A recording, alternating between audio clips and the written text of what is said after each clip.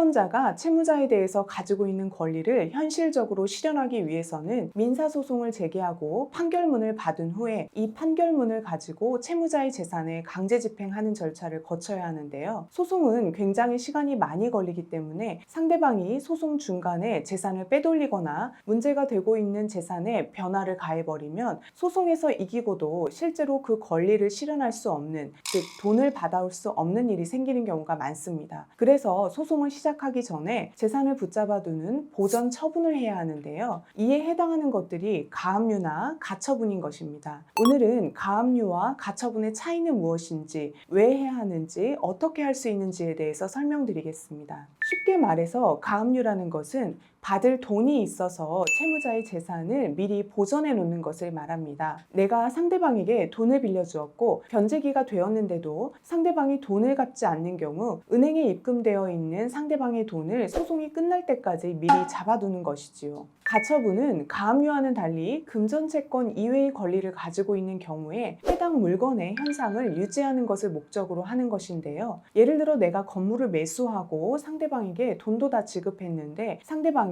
소유권 이전 등기를 해주지 않을 때 상대방이 그 부동산을 처분하지 못하도록 소송 전에 미리 부동산 처분금지 가처분 등을 하는 것입니다. 하는 것이 안전합니다. 내가 돈을 받아야 하는 상황이고 상대방은 계속해서 조금만 기다려달라고 하고 있는데 이런 상황에서 내가 소송을 제기할 것 같은 태세를 보인다거나 내가 보낸 소장을 상대방이 받으면 상대방은 나중에 강제 집행이 될 것을 대비해서 은행에 있는 돈을 빼버리거나 가지고 있는 부동산을 다른 사람에게 매도해버리는 등 조치를 취할 것이기 때문입니다. 물론 이런 경우에도 경우에 따라서는 형사적으로 처벌을 받게 할 수도 있겠지만 제일 중요한 것은 내가 돈을 받아오는 것이기 때문에 이를 위해서는 보전 처분을 미리 해둬야 하는 것입니다. 따라서 받아야 할 돈을 받지 못하는 상황이라고 하면 변호사와 상담을 해서 가압류를 해야 할지 가처분을 해야 할지 또 어떤 재산에 하는 것이 좋을지, 특히 이럴 때는 상대방이 가장 압박감을 느낄 수 있는 재산에 하는 것이 좋을 텐데요. 이런 여러 가지 것들에 대해 상담하고 조언 받아서 진행을 하는 것이 좋습니다. 가압류나 가처분은 법원에 신청서를 제출해야 합니다. 그 신청서의 내용에는 내가 상대방이 가지고 있는 재산 중에 어떤 재산에 대해 어떤 조치를 취할지, 내가 상대방에게 가지고 있는 채권, 그리고 보전이 필요한 이유 등을 일목요연하게 잘 정리해서 적어야 합니다. 물론 요즘에는 인터넷상의 자료가 많기 때문에 찾아보고 참고해서 작성할 수도 있겠지만 어려운 부분들이 있을 수도 있습니다. 그리고 가압류나 가처분은 빠른 시간 안에 하는 것이 중요하기 때문에 신청서를 제출했는데 부족하거나 잘못된 점이 있어서 법원에서 보정하라는 내용이 내려오면 시간이 지체될 수 있습니다. 그래서 되도록 변호사의 도움을 받으시는 것이 좋을 것 같고